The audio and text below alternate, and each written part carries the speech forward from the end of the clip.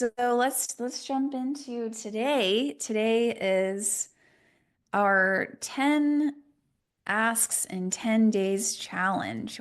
I started my business almost 7 years ago now because I saw a lot of loving, intentional, intelligent, relationally smart, people smart leaders who were pretty cowardly. And I was doing a lot of help with strategy, and people were like, I need a better strategy. Our strategy sucks. We need strategy. We need strategy.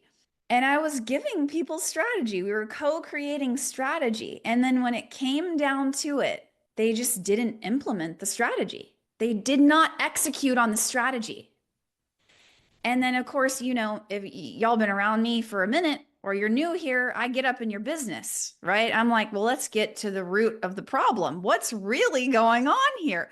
Root cause analysis, right? And I learned this because I really wanted to help people, right? Because we care a lot. And then people would say, well, I'm just not comfortable asking for that amount. And I can't tell you how many times I've heard that people are not comfortable. They're not comfortable doing it. And let me tell you something. It made me enraged and it broke my heart at the same time. And I was like, okay, I got to do something about this because I became a student of courage. I learned, I taught, I read books, I studied it. I was like, who's more courageous than me? I got to get around those people. I was intentional, right? It doesn't happen organically. It's not organic, right? We don't become more courageous, or it's by design, it's by intention, and it's by getting around more courageous people and doing more courageous things.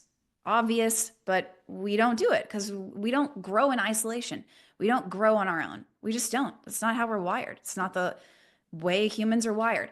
And so I'm like, okay, where do people go to address their lack of courage, right? Which is the root cause of why we don't implement the things that we know raise money. Like, why don't we do the thing that we know is going to work? Everybody's like, I want strategy. I want strategy. It's a way to massage our ego and our intellect to avoid doing the work that actually raises the money. Let me work on my strategy, right? And I was like, people don't actually need that help. They're maybe more strategic than they think. They just need the guts to talk to rich people straight up about the story, tell the impact, and make the ask. Hey, do you want to join us? We need to raise $10 million over the course of the next 2 years. I perceive you, Olivia, to be someone who is generous, and I perceive you to care about this issue. You care about what we're doing. And so for those reasons, I'm going to invite you to give $300,000 over the course of the next 3 years. That's the work we need to do, right? And people weren't doing it. And then they were saying, well, I'm not comfortable doing it. And I'm like, okay, well, do you want to stay like that? And it sounds silly to ask that question, right? It sounds silly. Like, of course, I want to get better at this. We actually have to do it. We can't talk about doing it. There's nothing I hate more. We actually have to do it. We have to do the work. So it's less about getting it right. It's less about flawless execution. It's less about saying the right words in the right order with the right script. We got to drop it, y'all. We got to drop it. Okay? That's all about us. That's about us. Donors and board members are far more forgiving than we are with ourselves. You can stumble over your words. You can get it wrong, and you can make it right and go again. You can try again. It's not so final, right? We just have to put in more reps. And courage is the foundation of everything that I do. And I need to walk it like I talk it. This has to be a lifestyle. It has to be, I am just deciding this is who I am. This is what it means to be Julie. And so how do I know that I'm growing in courage? What can I look at how I use my time and my choices? Can I look at how I use my money? And am I actually becoming more courageous? And courage is the risks that we take on behalf of others. It is the choices that we make, not the words that we say, but the choices that we make and the risks that we willingly take, that we put our neck on the line, literally. The discomfort, the risk, the choices that we make on behalf of others. That's what courage is. It is not a feeling of confidence. People confuse the two. That ain't it. It's so nice and awesome and amazingly fun to feel confident, isn't it? You're not going to feel confident all the time. That's why courage matters more. It's more useful. If I'm actually a courageous person, then I can build confidence because I know that I will go whether I feel it or not. You hear what I'm saying? And that grows you in a way that nothing else will. That's what I want for you. I want you to raise millions of dollars. I want you to have a reserve. I want you to have the space to plan, to be thoughtful, to be strategic, to change your communities. And I want you to become a more courageous version of you. Are you with me? Everything in your life, you're going to get better. You're going to be a better human being. You're going to be a better parent. You're going to be a better sister, friend, cousin, spouse, partner, you name it. And you're also going to raise way more money. And you're going to stop wasting your time with playing mental mind games and gymnastics and the assumptions that we make. And we waste so much time. Oh, what did they meant this? Oh, they don't want to talk to me. Oh, they don't want to hear from me. Ooh, right? We make so many assumptions. And I told you, I'm like, some of us, we think that we're getting paid to fundraise, but we're over here just writing fiction in our head. Well, they did this because this is how they feel about us. And they actually, I'm like, did you ask? So that's why we're doing this, because the only way we can grow in courage and raise more money is by taking calculated risks continuously. So, you don't take a 10 out of a 10 risk every day, right? But we're doing a risk sprint. That's what this is. That's what you're going to be doing the next 10 days.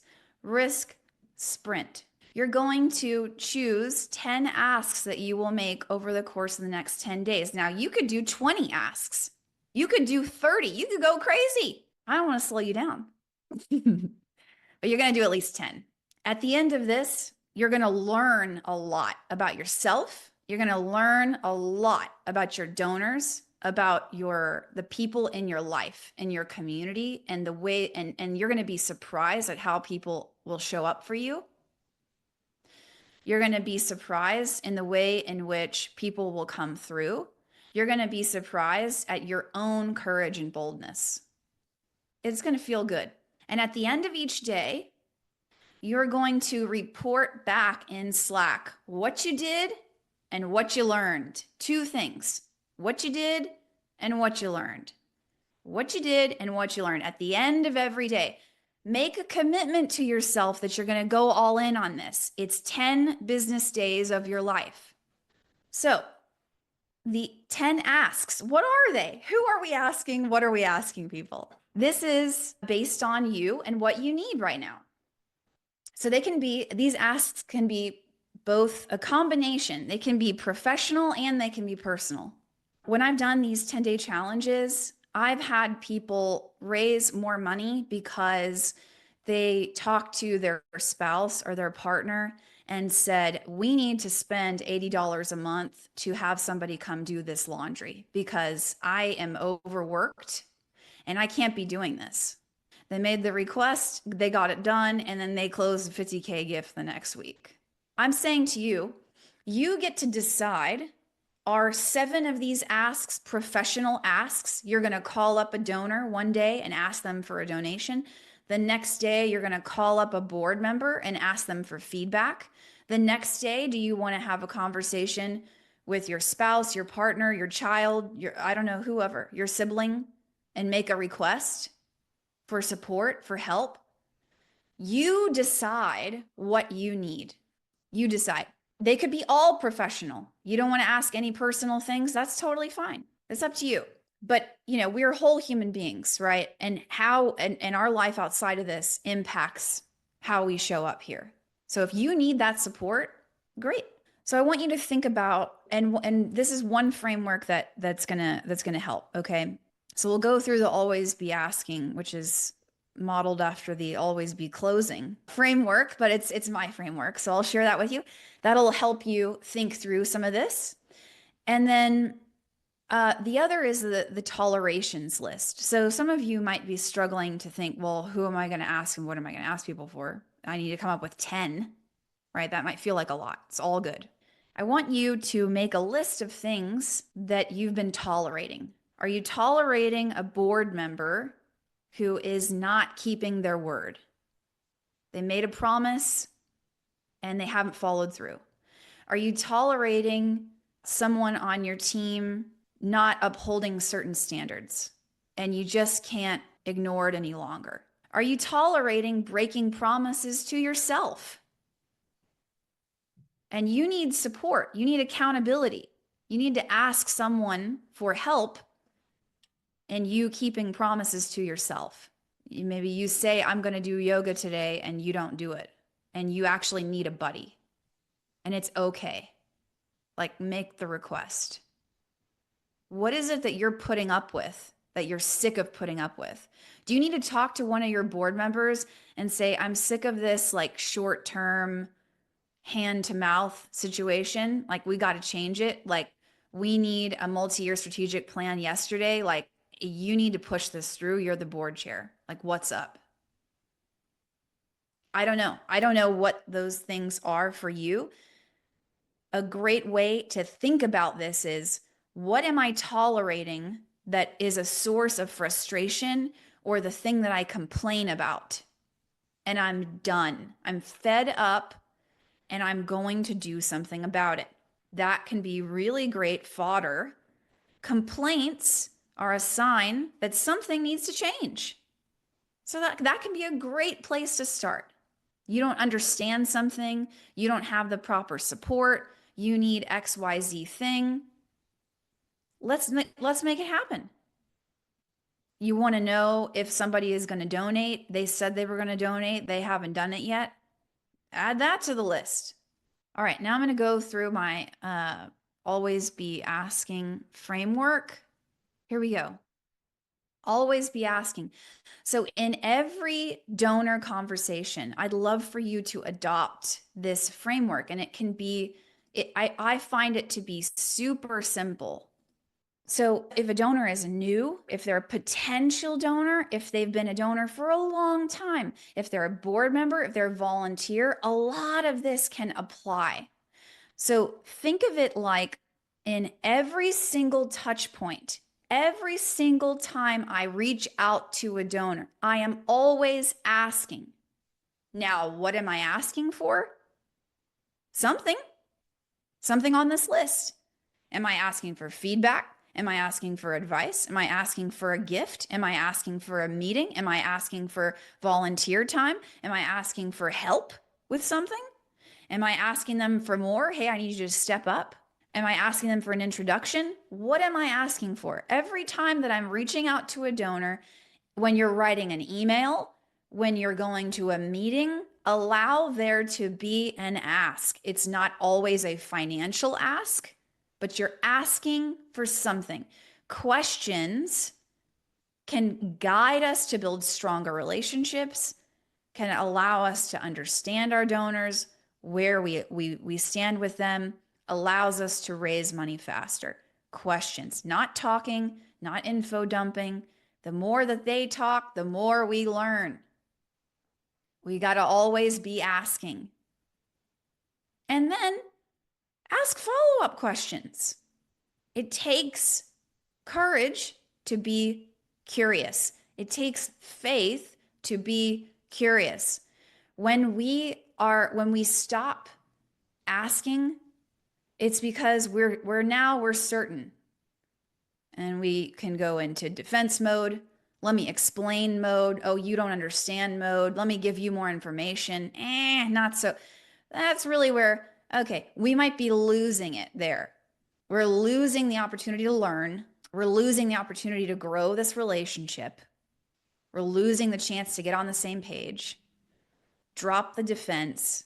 And it takes courage to stay curious and not defend yourself, not try to explain, not try to be understood, but rather to understand. This happens with questions. So, this can be a really great framework for you thinking through, okay, what are the things I could ask? There are some people, it is time for you to ask them for a larger gift. It is past time. The relationship is there. They've been giving for a while. You know that they're enthusiastic and passionate about the mission. It's time. It's time. And even asking now in February does not mean they have to cut the check in February. They could give in December or October or June. You do not need to wait until the 11th hour to ask for the gift. Find out now. Hey, last year you gave 10K. Would you consider doubling your gift and giving 20K this year? You could ask that right now. It stands to reason if you have a relationship, you can go for it.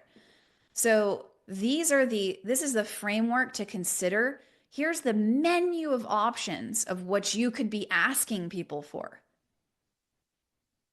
You see, it doesn't have to be a gift, but for some of you, it is. Definitely. I would say at least one of these has got to be a 10K plus gift. You're doing it. Now, if you're like, all of them need to be donations, then maybe all of them need to be asking for donations. I don't know. You know what you need.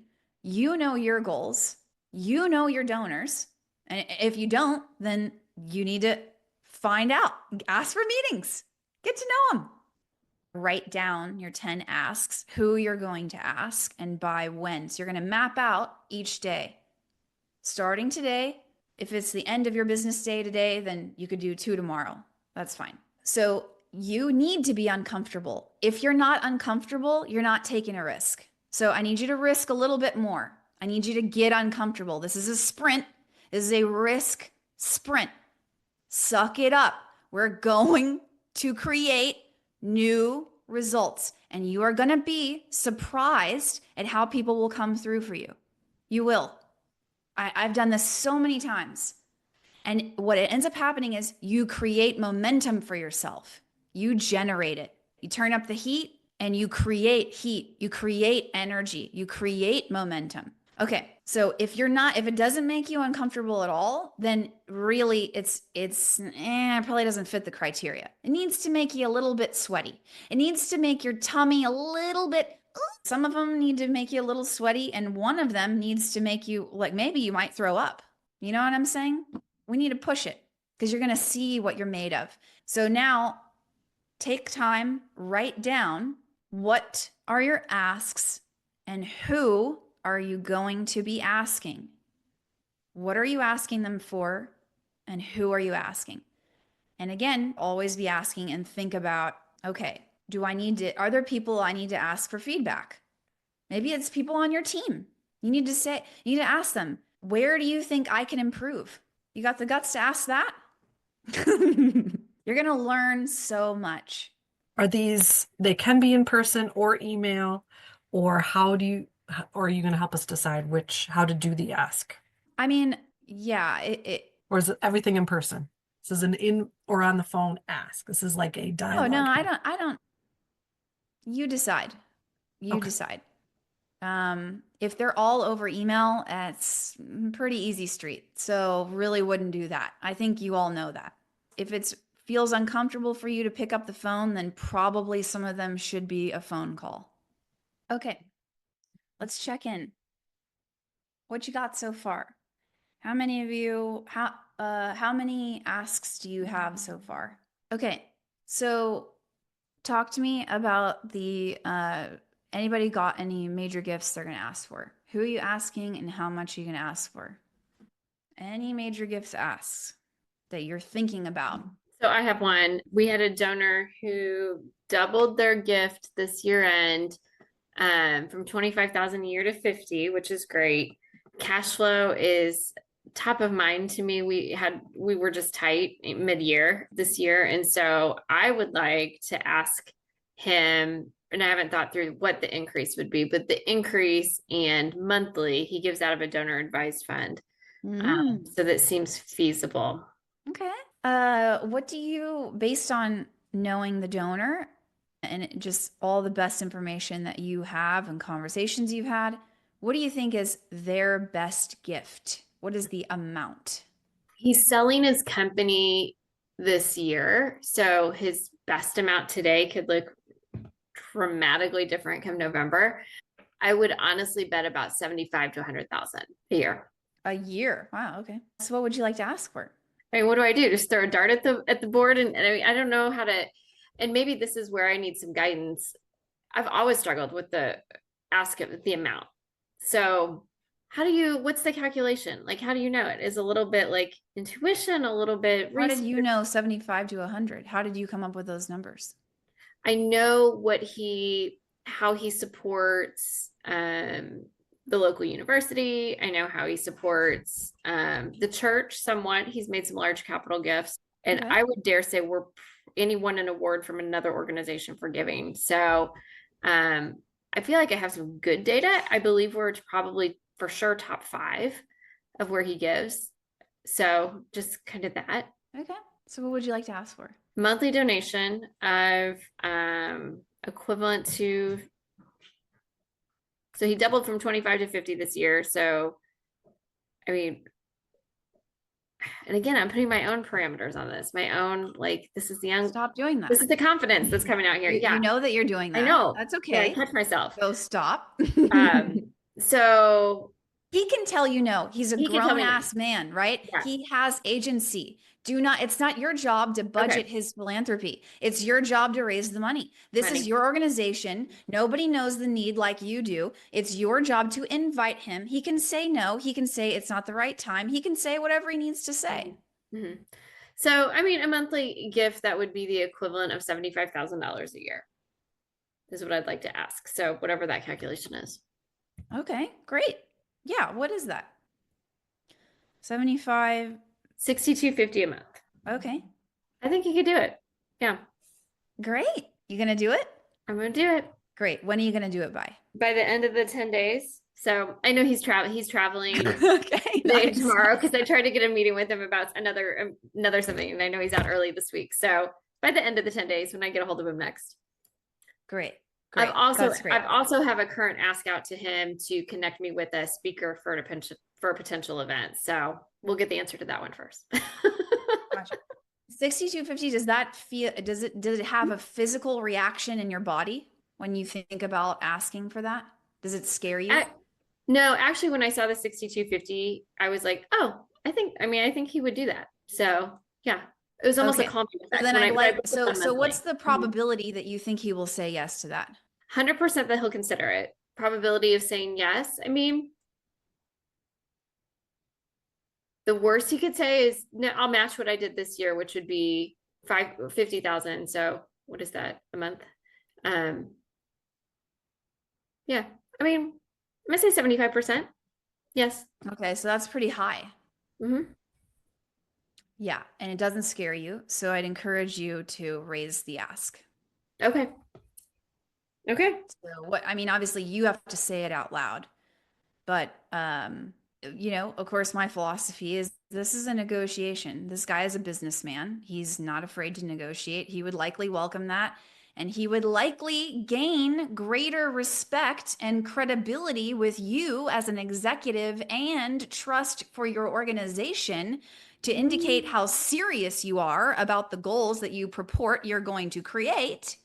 If you were to say, I'd like for you to consider giving 10,000 a month this year. Okay. And then we'll find out, right? He might say, I'm not going to do 10, but I'll do 7 or whatever. I don't know. We'll find out what his best number is. But I'd like you to step into a bit more courage with this one, given the fact that he sounds like he's already all in. Mm-hmm. Mm-hmm. So pretty low risk actually, because it's not like you can scare him off. He's already given you 50K. And Yeah. before that, he gave you even more money. Yeah. And we talk all the time. So yeah. Okay, cool. But you have to ultimately pick the amount that you're going to ask for. Okay. I mean, that's what I would do, but Mhm. what do you think you should do, Kara? Yes. Yes. No, agreed. Agreed. I feel like I can't go in open-ended, which has been my MO a lot of times. So Yeah. would you You're the give leader. generously? Yeah. You're Would you the consider me? leader. You're the Yeah. leader of this organization, and you're the leader of the people who are involved with it. And that includes donors. Mhm. Yeah. I love it. I'm gonna do it. Great. Thank So you. you're going to ask for 10K a month. Yeah. I'm gonna do it. Wow. We'll see. Great. You see how in the last 2 minutes she was planning on asking for what? 6250? Is that what you just said? And I now said, you're going to ask for 10. Do you see what's going on here? And I believe you. You're committed. I can hear it. I can see it. You're going to do it. hmm? Beautiful. Well done. This is already something to celebrate. Okay. Awesome. Thank you.